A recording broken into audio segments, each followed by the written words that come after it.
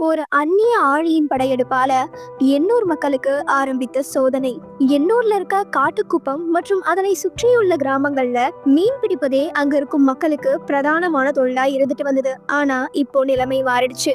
காக்கா ஆழி அப்படின்னு அந்த ஊர் மக்களால சொல்லப்படுற சாரோ மிசல்ஸ் அப்படின்னு சொல்லப்படுற அந்நிய ஆழி இனத்துடைய படையெடுப்பு அங்க இருக்க ஆறுல மொத்தமா பரவி பெரும் பாதிப்பை ஏற்படுத்திருக்கு. தென் அமெரிக்காவில் ஒரு சாரு மசூல்னு சொல்ற ஒரு காக்காளி ஆற்றுல அது கொஞ்சம் கொஞ்சமாக கால் ஊன்றி எங்களோட வாழ்வாதாரத்தை படு மோசத்துக்கு கீழ் தள்ளி விடுச்சு. அது என்ன பண்ணுது அப்படின்னு பாத்தீங்கன்னா, எண்ணூர் இறாலுக்கு ரொம்பவே ஃபேமஸான இடமா இருந்துட்டு வந்தது. யூஸ்வலா இறால்கள் சேர் அதிகம் இருக்கிற இடத்துலதான் வாழும். அப்படி வாழக்கூடிய அந்த இறால் அங்க இருக்க வண்டலை சாப்பிட்டுதான் ஆரோக்கியமா வளரும். இப்படி இருக்கும்போது அந்த அந்நிய ஆழி அங்க ஊடுருவினதுனால அங்க இருக்க அந்த சேருன்னு சொல்லப்படுற வண்டலை அது உறிஞ்சு கீழே எடுத்துக்கிட்டு இதெல்லாம் மேல தங்கிடுது. இதனால இறால்களுக்கு அங்க வாழ வழி இல்லாம ஆயிடுது.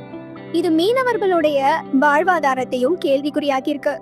தென் அமெரிக்காவை நேட்டிவா கொண்ட இந்த ஆழி போர்ட்ல இருந்து இம்போர்ட் மூலியமா இங்க வந்திருக்கலாம் அப்படின்னு சொல்லப்படுது. மேலும் அங்க இருக்க இண்டஸ்ட்ரீஸ்ல இருந்து விடப்படுற பேலஸ்டர் வாட்டர்ல இருந்து வரக்கூடிய அந்த சாம்பல்னால இந்த ஆழியுடைய எண்ணிக்கை இன்னும் அதிகமாகுது. தண்ணீரையும் உறிஞ்சு அந்த தண்ணீருடைய ஆழத்தை கம்மி பண்ணுது.